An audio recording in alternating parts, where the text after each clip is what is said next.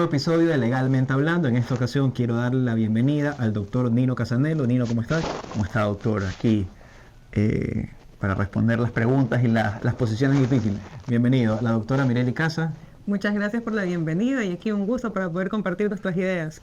Bien, Nino y Mireli, como ustedes ya conocen, ambos profesores de posgrado en la Universidad de Especialidades Espíritu Santo, han estado con nosotros en ocasiones anteriores y hoy pues han tenido la cortesía de volver a esta casa que los recibe con mucho gusto para tratar uno de los principales temas hoy de actualidad que se discuten con mucho apasionamiento en algunos casos. Esto es, ¿qué es o qué se entiende del tema del cambio constitucional? ¿Qué puede ser el tema de la reforma constitucional y cuál es la diferencia con la enmienda constitucional? Se discute mucho esto en la actualidad y en ocasiones hay muchas confusiones al respecto, pues se piensa que la enmienda es lo mismo que la reforma o se piensa que todo esto es parte estructural también de un cambio constitucional. Aquí vamos a conceptualizar primero qué es el cambio constitucional, cuáles son los presupuestos o requisitos que se requieren para adquirir este cambio constitucional y en segundo lugar cuáles son las diferencias puntuales referente a la reforma parcial de la Constitución y a la enmienda, en este caso de la Constitución. ¿Quién tiene la última palabra para decir si es cambio, para decir si es enmienda o para decir si es reforma constitucional?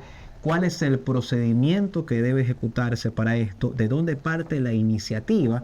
Y finalmente, ¿cómo se puede plasmar el cambio, la enmienda o la reforma? Y la última parte que estaremos discutiendo acá, cuáles son los dos últimos proyectos que se han propuesto con iniciativa en este caso para generar reformas parciales y una última pregunta que está en el debate académico si es posible o no, que tiene que ver con el tema de las personas privadas de la libertad, si es posible o no que se pueda quitar el calificativo de grupo de atención prioritaria para que puedan tener los derechos que les asiste, sí, pero no en este grupo de atención prioritaria. Entonces, como siempre lo hacemos en todos nuestros programas, vamos primero a armar los conceptos respectivos para que nuestra audiencia lo pueda conocer y luego de eso entramos a revisar el panorama procedimental y finalmente algunas conclusiones adicionales. Así que primero las damas, Nino, ¿te parece? Claro que sí.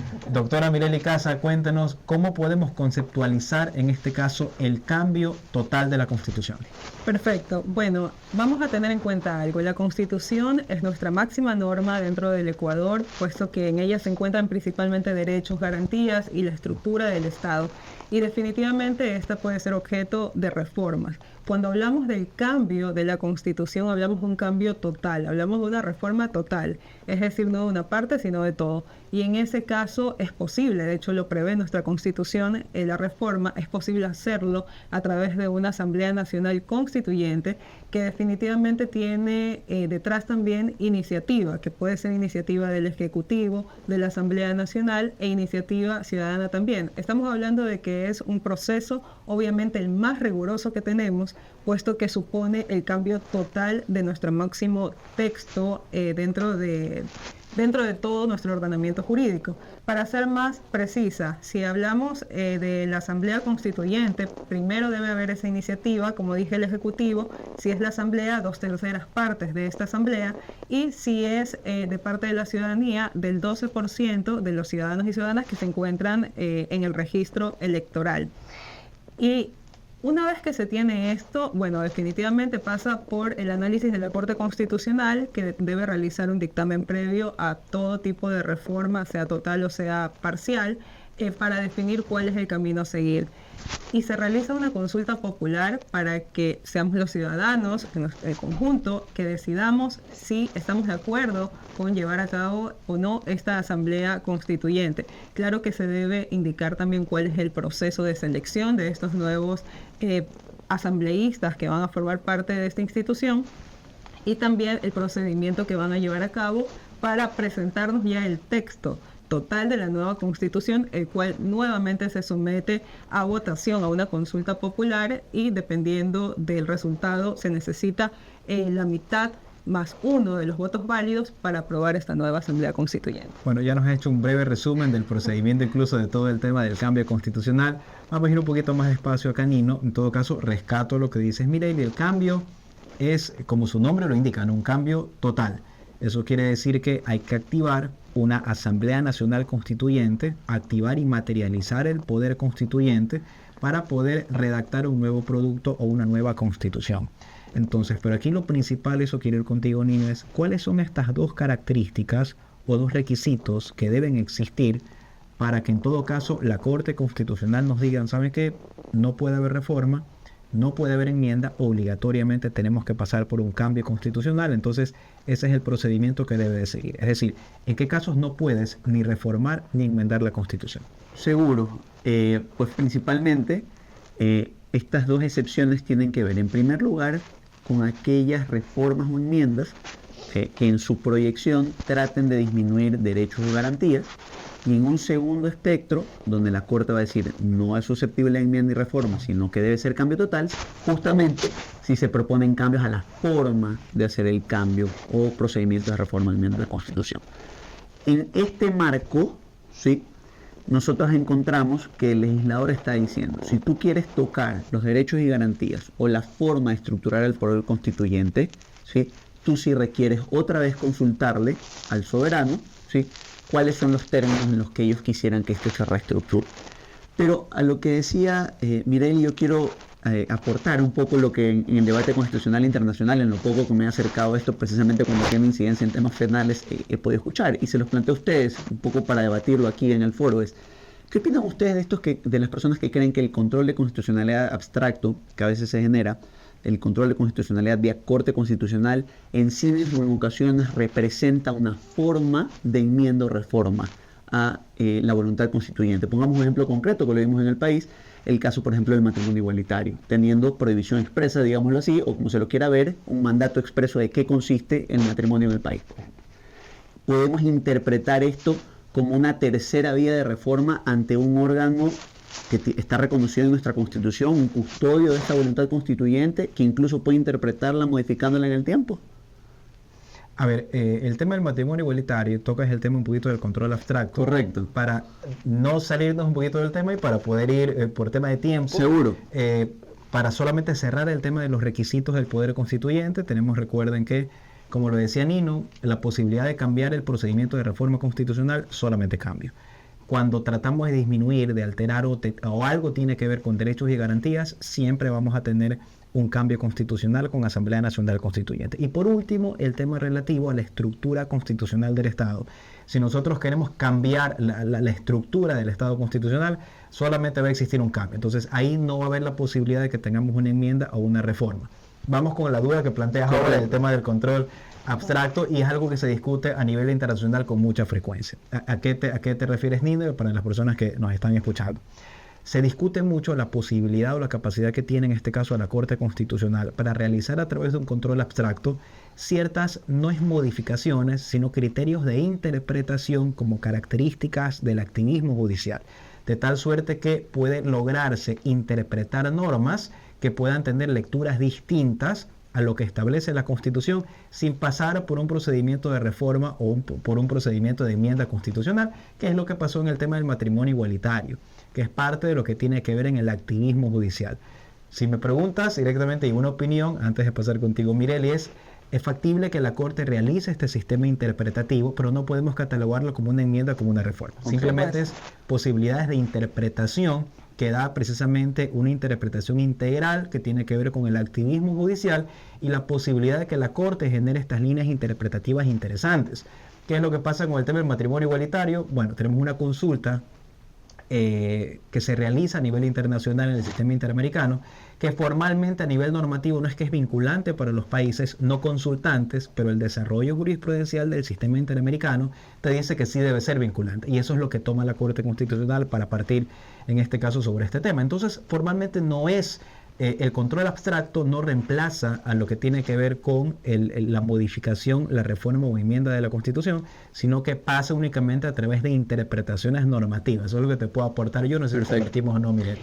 Bueno, yo comparto contigo, Miguel. Me parece muy interesante los votos salvados de esa sentencia. Me parecen muy valiosos. Sin embargo, coincido más con el voto de mayoría, con la sentencia en sí, puesto de que la Corte, para llegar a esa decisión, no donde reforma, porque no puede reformar la Constitución, pero define, o más bien le da una interpretación a una regla de definición, según sus palabras, que no es excluyente en realidad del matrimonio para las personas del mismo sexo, toma en cuenta todo este proceso de cómo se desarrolló esta interpretación dentro del marco de la Convención e indica dos temas bastante relevantes. Dice, uno, tenemos a la Corte Interamericana, que es el máximo intérprete de la Convención, así como yo, Corte Constitucional, soy el máximo intérprete de la Constitución. Entonces no puedo simplemente dejar de un lado esa interpretación sobre el matrimonio igualitario.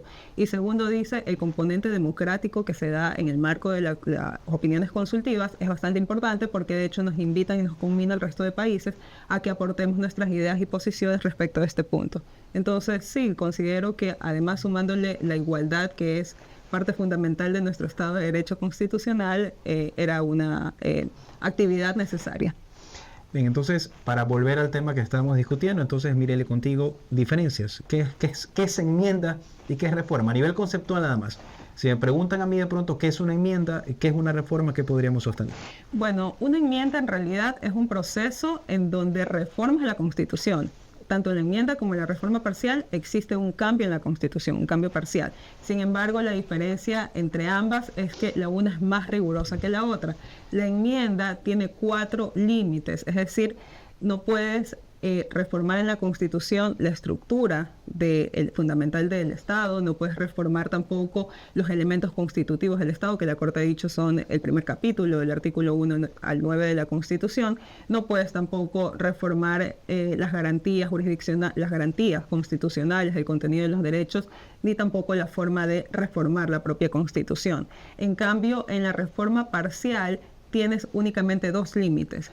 No puedes retroceder o cambiar restrictivamente los derechos ni las garantías, y no puedes tampoco cambiar la manera de reformar la Constitución, pero sí puedes alterar los elementos constitutivos del Estado. Por ejemplo, un caso concreto relativamente hace poco que sucedió fue la reforma, o más bien es el proceso de reforma parcial en el que se encuentra el Ejecutivo, que ya tiene un dictamen de la Corte Constitucional, el 5-24 RC, muy reciente, en donde propone modificar el artículo 5 de la Constitución a efectos de poder instaurar nuevamente bases militares.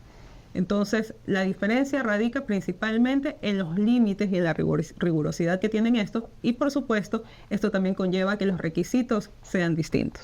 Correcto, entonces creo que tenemos diferencias en la enmienda y en la reforma desde el aspecto de fondo a nivel conceptual, y obviamente tenemos reformas a nivel procedimental, ¿no? Por supuesto. Yo podría agregar tal vez un poco sobre este tema, y que una de las principales diferencias viene a ser también que la enmienda no tiene un análisis tan agresivo sobre el cambio literal de la Constitución, ¿no? Sino que más bien lo que hace es agregar disposiciones establecidas luego del texto constitucional. Es decir, que si yo tengo, por ejemplo, el sistema económico del Ecuador, y digo, el sistema económico hoy por hoy es un sistema de una economía social y solidaria, si yo quiero enmendar, podría agregar disposiciones a esa línea textual de la Constitución. Y ahí es la diferencia también con el tema de la reforma, ¿no? Porque en la reforma, al ser más agresiva, yo sí altero la literalidad normativa. Altero la literalidad normativa, es decir, yo no agrego, sino que lo que hago es generar cambios puntuales en la estructuración. Ya mi sistema económico no va a ser social y solidario, sino que quiero volver al sistema de economía social de mercado del año 98, por ejemplo. Entonces voy a una reforma más agresiva. Y ahí tenemos ya la diferencia en cuanto a los procedimientos que ya luego nos vamos a ir viendo. Pero Nino, ¿quién tendría la iniciativa para promover ya sea el tema del cambio, el tema de la enmienda o el tema de la reforma? ¿Cómo podría venir o a quién se le puede ocurrir tal vez decir, yo quiero hacer este cambio? Bien, precisamente por su esencia y por cambiar las reglas, por usar términos pues, de la ilustración del contrato social, esto tiene que tener una legitimidad democrática, digámoslo así. Y esa legitimidad democrática genera los sistemas de iniciativas, ¿no? La primera iniciativa, pues el máximo líder democrático de un país, por lo menos en nuestro sistema constitucional, el presidente de la República, quien se entiende tiene el respaldo de la votación que lo colocó ahí. Él tiene la capacidad de proponer cualquiera de estas 3 aristas y proponerle a la Corte incluso el trámite que él cree que debe darse a su decisión o a su propuesta, y luego la Corte, en el dictamen que señalaba Mireli, decirle sí, es factible dentro de este marco de reglas, o no, lo que usted realmente está proponiendo es tal vez algo que requiere una reforma parcial o más bien requiere una reforma integral. Luego tenemos al legislativo, la segunda función representativa de la voluntad popular, en una distribución un poco distinta, con aproximaciones más puntuales.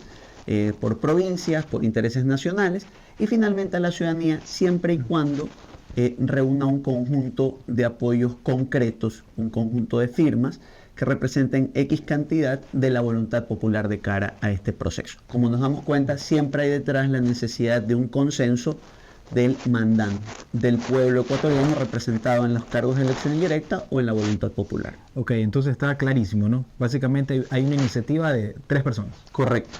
Presidente de la República, Oposición Ejecutiva, Asamblea Nacional, Democracia Participativa Indirecta y nosotros como ciudadanía. Correcto. Podemos reunirnos, es decir, queremos proponer en todo caso, no sabemos todavía si es cambio, si es reforma, si es enmienda, pero simplemente queremos generar un cambio, por así decirlo. Correcto. Entonces tenemos esa iniciativa, elaboramos en todo caso un proyecto. Para los ciudadanos un poco más complicado por reunir las firmas del padrón, pero puede hacerlo Asamblea Nacional o Presidencia de la República. Entonces vienen, preparan el proyecto, como tú muy bien nos citas, Nino, dice, bueno, yo creo que este es el camino a seguir. Entonces, ¿a dónde debo de acudir? Segundo punto, ¿quién marca la cancha? ¿No? ¿Quién dice exactamente, vean, esto es cambio, esto es reforma o esto es enmienda? Miren, ¿a dónde se va en este caso el proyecto para poder continuar? Todos estos procesos de reforma, sea parcial o sea asamblea constituyente o sea la enmienda, siempre van a pasar por un dictamen previo de la Corte Constitucional, quien va a fijar cuál es el camino a seguir. Entonces, ustedes encontrarán ya ahora mismo dictámenes de los anteriores, debe existir así, de los anteriores consultas, por ejemplo, populares, también los referendos, precisamente hablando de todas estas reformas, en donde la Corte Constitucional analizó el tipo de cambio que se quería realizar y dijo de forma muy precisa, la vía es asamblea constituyente, la vía es una reforma parcial o es una enmienda. Ok, entonces paso número 2, Corte Constitucional entra, ¿no? Y dice, bueno, a ver, lo que ustedes quieren hacer, primero puede decir no se puede. Correcto. O sea, vaya directamente a un cambio total, ¿no? Entonces, si por ejemplo viene y nosotros queremos hablar de algo que tiene que ver con delimitación de derechos fundamentales o alterar la estructura del Estado constitucional, pongamos ejemplos prácticos, ¿no? Yo quiero suprimir a la larga algún derecho fundamental o generar limitaciones, no voy a poder hacerlo. Si yo quiero, por ejemplo, suprimir se me ocurre la función legislativa o la Asamblea Nacional, me van a decir, no puedes hacerlo ni por reforma ni por enmienda. Asamblea Nacional Constituyente con un cambio total, porque estás alterando la estructura constitucional del Estado en una de sus funciones y representación. Pero si no estoy en esos escenarios, de pronto la Corte me va a decir, vaya a la enmienda o vaya a la reforma, ¿ok? Entonces, vamos primero con la enmienda. ¿Les parece que sabemos que ya es la enmienda o reforma? La enmienda es una reforma no tan agresiva. La enmienda genera un cambio, ¿no? Pero viene a ser algo que no es tan agresivo, donde yo no altero tanto el texto constitucional, sino que más bien trato de agregar ciertas disposiciones. Entonces viene Presidencia de la República y emite un pronunciamiento en el cual quiere generar una enmienda. La Corte da luz verde, dice, vamos a la enmienda. ¿Cuál vendría a ser el procedimiento en este caso de la enmienda con ese escenario? Si es que la Presidencia de la República lo propone, Nino. Bien, en ese caso, pues una vez dictaminada que la vía es la correcta, que es la enmienda, básicamente se va a realizar también un dictamen, digámoslo así, de análisis de este dictamen de análisis de la propuesta va a llevar a que la presidencia le pida al Tribunal Electoral que convoque unas elecciones para celebrar un referéndum. Directamente le va a preguntar, habiendo establecido el límite de esta enmienda previamente conversado, a la voluntad popular si ellos consideran que este cambio debe no incorporarse a la Constitución. Lo hemos vivido en múltiples ocasiones, uno de los más recientes el año pasado, donde hemos tenido incluso modificaciones puntuales de cara a, por ejemplo, la extradición de ciudadanos ecuatorianos, entendiendo pues que esto al final del día representó no un texto que afectara garantías y derechos, sino una modificación específica que permitía, por ejemplo, someter a los ecuatorianos al marco de convencionalidad. Ese en el caso de la enmienda. Ok, entonces partimos de un primer momento donde ya creo que estamos claros en el sentido que la Corte me dice vaya por esta línea. Si es una enmienda, lo que nos va a decir la Corte es ok. Entonces, como tú lo dices, Nino, vamos a ir a un referéndum que tiene que ver con preguntas que se le hace a la ciudadanía, una democracia directa, donde nosotros decimos sí o no. pero previamente a ello, pues la Corte nos va a calificar esas preguntas. Nos va a decir, bueno, esas preguntas son correctas, no, debe las preguntas, en el evento en que la Corte nos dice las preguntas son correctas, nos vamos a ir directamente a un referéndum, entonces ahí termina el tema directamente de la enmienda. ¿Qué pasa con la reforma, Mireli? ¿Cuál vendría a ser el procedimiento directamente de la reforma? Bien, la reforma, como es más rigurosa, tiene otro procedimiento. Y aquí quiero denotar algo interesante, porque si tú solamente ves la iniciativa ciudadana de la enmienda, te dice 8% de las personas registradas, ¿verdad?, electoralmente. Y en la reforma parcial te dicen el 1%. El 1%. Es mucho menos. Y tú pensarías, bueno, no es tan rigurosa, pero vamos ahí a este proceso. Si la Corte dice, ok, tienen que irse por reforma parcial, esto en realidad va a 2 debates a la Asamblea Nacional, y luego de que supere en estos 2 debates obteniendo la votación adecuada, en realidad pasa dentro de los 45 días siguientes a una consulta, también a un referéndum, donde finalmente nosotros, ciudadanos y ciudadanas, a elegir, a decidir con la mayoría de votos, es decir, la mitad más 1 de los votos válidos, si estamos de acuerdo o no con esas reformas de la Constitución. Ok, entonces aquí hay una diferencia importante, ¿no?, para que podamos ir viéndolo. Y la diferencia es que la enmienda es mucho más sencilla. En la enmienda, primero la Corte vaya por enmienda, luego de eso calificamos preguntas y vamos a referéndum y listo. Pero en la reforma viene a ser algo mucho más despacio, ¿no? Porque en este caso la Asamblea Nacional, primero vamos a tener obligatoriamente sí o sí la participación de la Asamblea Nacional. La Asamblea Nacional va a tener que realizar 2 debates mediante unos 90 días cada uno, y obviamente se va a aprobar esto con las 2/3 partes. Pero viendo lo más interesante, cuando viene la reforma, finalmente una vez que se apruebe, igual en este caso vamos a tener finalmente el tema del referéndum aprobatorio. Entonces se obliga básicamente al ser más agresivo a tener estos 2 sistemas o estos 2 controles, en este caso una democracia participativa indirecta de representación a través de la Asamblea Nacional, y finalmente un sistema participativo de democracia directa a través de un referéndum, donde se aprueba con la mitad más 1 nada más, ¿no? Mitad más 1 en todo caso, que nosotros lo tenemos, en esa parte se logra en este caso aprobar. Pero tenemos a la larga también otros sistemas que pueden aparecer acá, y es el tema del cambio, ¿no? El cambio, que ya sabemos cuáles son estas 2 características ya un poco más puntuales. Entonces yo creo que hasta este punto tenemos ya bastante claridad referente a qué es un cambio, en qué escenarios vamos a un cambio, qué viene a ser una enmienda y finalmente qué viene a ser una reforma parcial de la Constitución, y cada una de las variables. ¿Y por qué lo hablamos de esta forma? Para que ustedes puedan distinguir claramente cuál es el camino a seguir sobre un cambio, sobre una enmienda y sobre una reforma. Ahora, sobre lo que hemos tratado y sobre lo que hemos conceptualizado con procedimientos claros, vamos a ir analizando algunos temas de actualidad y que hoy por hoy se discuten mucho. Entonces, el primer tema y primera pregunta puntual sobre el camino a seguir, si es factible o no y cuál sería el procedimiento que se debería implementar. Es factible que en el Ecuador existan bases militares extranjeras, y sobre todo en este proyecto es factible, que ha dicho la Corte Constitucional. ¿Y esto qué sería? ¿Un cambio, una enmienda o una reforma? Vamos en este caso primero con Mireli. Vamos a frontear. Perfecto, sí, en efecto lo mencioné, el dictamen 524 RC, con el que estoy de acuerdo, porque voy a decir los elementos más importantes sobre todo ese dictamen y que estoy de acuerdo con ellos.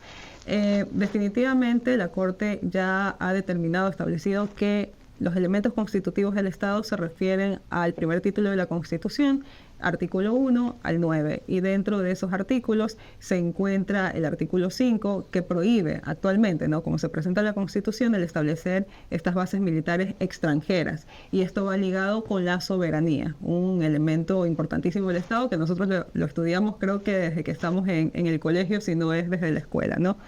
En ese sentido, al ser esta propuesta modificar este artículo, eliminando precisamente lo que sigue del primer punto seguido, que tiene que ver con esta prohibición, se altera o se estaría entrando a reformar esta parte de los elementos constitutivos del Estado. No puede hacerse mediante enmienda, porque ya sabemos que uno de los límites de la enmienda son los elementos del Estado. Por ende, la Corte definió que debía hacerse a través de una reforma parcial, criterio con el que coincido.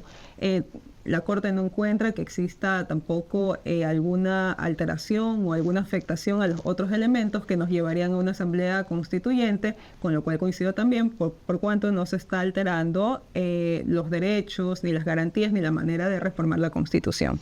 Ok, Nino, tu opinión. Bien, yo lo he dicho públicamente, pues comparto en que claramente era un procedimiento de reforma. Es una discusión un poco, pues también tomando lo que conversamos hace un momento. Si nos damos cuenta, la reforma parcial está revestida de un doble filtro, no solo en quien la propone, sino también en el organismo democrático que la tramita y en el tiempo en que la debe tramitar, sometiéndola a un proceso legislativo. Eso le da una doble legitimidad desde la propuesta y también desde el proceso de discusión, atendiendo a la voluntad popular. Y creo yo que un tema de soberanía en la estructura funcional del Estado, en un momento además de mucha coyuntura internacional respecto al tema, respecto a alianzas, es importante que tenga un amplio nivel de discusión y, como lo hemos dicho justamente hace minutos, que además sea reafirmado por la voluntad popular en las urnas, ¿no? Correcto, entonces bueno, creo que los tres coincidimos. Yo me sumo al criterio de los dos, públicamente también en algunos medios también cuando me han consultado opiniones lo he dicho. Es factible, se puede hacer esta modificación. Y lo que ha dicho la Corte Constitucional es, sí, se puede hacer la modificación, pero vía reforma. Entonces, que es precisamente un dictamen de constitucionalidad y que estos dictámenes de constitucionalidad son precisamente una característica del control abstracto de constitucionalidad que nosotros tenemos en el Ecuador. Y al tener esta característica, la Corte nos puede decir efectivamente si es factible o no. La Corte ya lo ha dicho. Y se puede realizar esta modificación constitucional vía a través de reforma parcial. Entonces aquí yo creo que los tres coincidimos. Segundo tema de actualidad. Es factible que se pueda a las personas privadas de la libertad quitarles la característica o el ápice que tiene que ver en la Constitución de grupos prioritarios, primera pregunta. Y segunda pregunta, en el evento en que esto sea posible, ¿cómo va a ser posible esto? ¿A través de reforma o a través de enmienda? ¿O será que obligatoriamente hay que forzar un cambio constitucional? Vamos contigo, Nino. Bien, yo de hecho, mi postura en este tema pues ha sido muy clara. Yo creo pues que es imposible, aun cuando yo quiera reducirlo a una eliminación del texto, y en eso un poco ya mi pregunta sobre el control abstracto y la posibilidad de reforma o no, cuando se reinterpreta lingüísticamente, por ejemplo, en el fallo del matrimonio igualitario. Yo creo que es difícil que la Corte en el dictamen que vaya a emitir diga algo distinto a al final del día estás limitando garantías y derechos reconocidos a este grupo, porque aun cuando desde lo lingüístico lo que me estás diciendo es quitar una palabra, esto tiene implicaciones de reconocimiento de derechos en la estructura orgánica de la Constitución. Entonces yo creo que es muy probable que veamos un dictamen, habrá que verlo, llegará el momento, donde la Corte diga, ¿sabes qué? Aquí estás restringiendo derechos y si quieres algo como esto es posible que tengas que proponerlo un procedimiento de cambio. Esto no es susceptible ni de enmienda ni siquiera de reforma parcial. Esa es mi posición muy concreta. Ok, Mireli, ¿compartes, discrepas? Coincido totalmente. A ver, creo que un elemento bastante distintivo de nuestra Constitución y de cómo vienen los fallos también de la Corte Constitucional es que definitivamente debe haber progresividad en los derechos, no regresividad. Entonces, cuando un derecho alcanza cierta protección determinado por una condición en particular de grupo de atención prioritaria, precisamente por las condiciones de las personas que se encuentran protegidas en esa categoría, es un retroceso quitarle esa condición y a efectos de ponerlo de pronto al nivel de otras personas que no se encuentran en una situación vulnerable. Entonces, en ese sentido, el quitarle solamente esa palabra atención prioritaria, que en realidad garantiza que el Estado tenga la responsabilidad de proveer de cosas básicas ligadas a la dignidad humana, ligadas a lo que necesita una persona en realidad para, inclusive con la rehabilitación social, ¿no?, que tanto se anhela dentro de este país y dentro de la Constitución, debe hacerse a través de una asamblea constituyente y no podría realizarse a través de una reforma parcial, mucho menos de una enmienda. Bueno, sí, coincidimos. Antes de darte un poquito la palabra, Nino, ahí tenemos muchas cosas todavía para conversar, porque es un tema extenso, ¿no? Hay que revisar y hay que esperar un poco con paciencia que responde la Corte Constitucional. Preliminarmente, yo creo que este es un factor. Lo que nosotros opinamos acá siempre es a nivel académico, ¿eh? Como siempre lo conocen, pero a nivel académico es muy difícil realmente hablar de una reforma parcial o una enmienda al momento de suprimir esta característica que le da a una persona privada de la libertad el tema del grupo de atención prioritaria.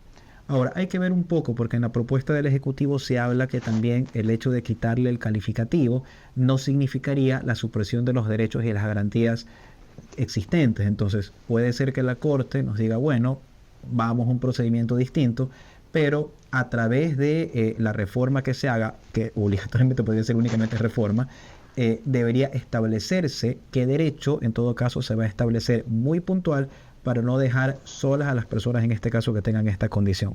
Aún así, creo yo que sería muy difícil realmente que se pueda implementar una reforma o una enmienda. Creo yo que el único camino posible es a través de un cambio constitucional. Pero esperemos, en todo caso, cuál puede ser el pronunciamiento formalmente de la Corte sobre este tema. Y aquí mismo, antes de darte la palabra a Nino está diciendo algo. Entonces, los cambios constitucionales son cíclicos. Siempre son cíclicos. Y la historia en Latinoamérica y en el mundo del derecho constitucional habla que los modelos de estados siempre van a durar entre 10 a 15 años. Y eso obviamente son teorías que ya venían a la vanguardia hace mucho tiempo, cuando los sistemas evolutivos no eran tan rápidos. Pero hoy por hoy los derechos y garantías van cambiando con una rapidez nunca antes vista, por la tecnología, por la globalización, la capacidad comunicacional. Entonces aquí la pregunta es para los dos. ¿Será que llegó el momento de hablar finalmente de un cambio constitucional? ¿Y será que llegó el momento de hablar de un cambio constitucional estructural de todo el sistema, de la estructura como tal, orgánica del país, de la distribución del poder, de aumentar las garantías o derechos fundamentales y cambiar muchas cosas que se están hablando en la actualidad? ¿O es suficiente con la Constitución que tenemos y únicamente con enmiendas o reformas lo podríamos realizar? Nin. Bien, justamente el dato que señalaba el doctor Costaín y que lo conversábamos previamente, de hecho yo lo quería... En el antes de. En el backstage. Y yo lo quería complementar con una pregunta que les hacía, un poco para planteársela a nuestros oyentes. Es, ¿qué opinan ustedes sobre la base de estos cambios cíclicos? Si efectivamente, de cara al cambio constitucional que hemos analizado en esta sesión, realmente podemos hablar de un cambio integral hoy por hoy en el mundo, dentro del marco de convencionalidad que existe, con el bagaje jurisprudencial constitucional que en el caso del Ecuador ya está cumpliendo 15 años. ¿Podría mañana realmente una constituyente partir de cero y tirar abajo derechos ya consagrados y desarrollados por jurisprudencia y por el devenir constitucional durante los años anteriores? Eso se los pregunto a ustedes porque son las grandes discusiones que incluso hoy el constitucionalismo moderno plantea sobre si es factible o no que existan, por ejemplo, cortes constitucionales. Y si no es mejor establecer un sistema de enmiendas que cumpla los ciclos que menciona el doctor Costaín. Es decir, ¿qué tal si cada 15 años vemos si es necesario un cambio o no? Y si no, seguimos respetando la voluntad constituyente originaria un tiempo más. ¿Qué opinan de? A ver, me adelanto un poquito contigo. Mire, yo vengo diciendo, lo he dicho hace mucho tiempo, yo creo que estamos ya en el momento necesario de tener realmente un cambio constitucional, porque hay muchas cosas que hay que cambiar, hay que mejorarlas, y sobre todo la evolución que tenemos en la actualidad sobre muchos derechos o garantías jurisdiccionales, es necesario ya irlas implementando, y obviamente eso es a través de un modelo de un cambio, ¿no? Aquí el tema es si el cambio va de cero o se tiene que respetar como debe de ser el tema de la progresividad de los derechos. Pero si me preguntas a mí, hay que cambiar muchas cosas realmente, ¿no? Hay que aprovechar el momento tal vez para poder generar estos cambios en pro de la ciudadanía, en pro de la gente, para poder mejorar muchas cosas. Una de las cosas que yo siempre he dicho que tenemos que mejorar es cambio de visión. El sistema de prevención general que nosotros tenemos hay que cambiarlo. Realmente para dar una visión que, si bien es cierto, hay que preocuparse en este caso de las personas privadas de la libertad, pero la sociedad también tiene ese derecho a defenderse. Entonces hay que mejorar el sistema de reinserción y rehabilitación para que en todo caso pueda funcionar mejor, darle un matiz mucho más social y que ellos realmente puedan tener ese tipo de, no digamos beneficios, sino realmente mejorar el tema de sus derechos en general, ¿no? Pero son ideas y cambios en general que tienen que ver, ¿no? El tema del análisis que se ve hoy por hoy, si la Asamblea Nacional tendría que tener una concepción bicameral o no. Si debería realmente tener una cámara baja, cámara alta, cámara de senadores o no, para poder mejorar en todo caso el funcionamiento que se podría tener, ¿no? Tal vez mejorar los sistemas de desconcentración, descentralización existentes en el país y ver si el sistema económico realmente está funcionando. No, estos son algunos temas que se tienen que ver realmente, pero no a través de reforma y enmiendas, sino a través de un cambio. Pero yo creo que sí, tal vez puede ser el momento oportuno para poderlo para ponerlo en el tapete y analizarlo, ¿no? Mire, ¿qué opinas tú? Yo opino un poco diferente. A ver, yo creo que nuestra constitución es bastante buena. No hay constitución perfecta, partamos desde ahí. Y siempre va a haber una evolución, inclusive que no necesite una modificación del texto. Las evoluciones se pueden dar a través de las interpretaciones, obviamente dentro del marco constitucional. y dentro de la institucionalización también, porque creo que aquí nuestro principal problema no es tanto qué dice la norma, qué dice la Constitución, sino la cultura de falta de aplicarla, de comprenderla de acuerdo a lo que verdaderamente su integralidad quiere proteger, porque al final son derechos, garantías, y obviamente está la parte de la estructura, pero creo que esta principalmente es rica en esos derechos y garantías constitucionales. Creo que con el sistema y las maneras de reformar, de enmienda, de reforma parcial, podríamos tener suficiente. No creo que se necesite una asamblea constituyente. El exigir de nuestra parte una corte constitucional que verdaderamente vele por los derechos, la progresividad y sobre todo la minoría, que son los que siempre están ahí luchando, ¿no? Porque se les reconozca sus derechos y no haya esta regresividad, es bastante importante. Y nos toca trabajar como cultura, y eso no lo va a cambiar una asamblea constituyente, sino más bien creo que cada persona y tratando de inspirar al resto en la educación, etcétera. Ok, bueno, tenemos aquí ya posiciones divididas, ¿no? Sí. Divididas, dos decimos, bueno, de eso se trata el tema, de buscar, en este caso, el plantear muchas dudas que de pronto pueden existir acá y sobre todo que ustedes tengan, como siempre lo decimos, varias líneas de investigación. Ya acá nos están diciendo tiempo, entonces estamos ya cerrando en este caso el episodio del día de hoy. Queremos agradecerles por haber compartido con nosotros. Nino, nuevamente un placer tenerte acá con nosotros. Igualmente Mirele, muchas gracias por poder estar acá nuevamente con nosotros. Esto fue Legalmente Hablando, segunda temporada. Muchas gracias.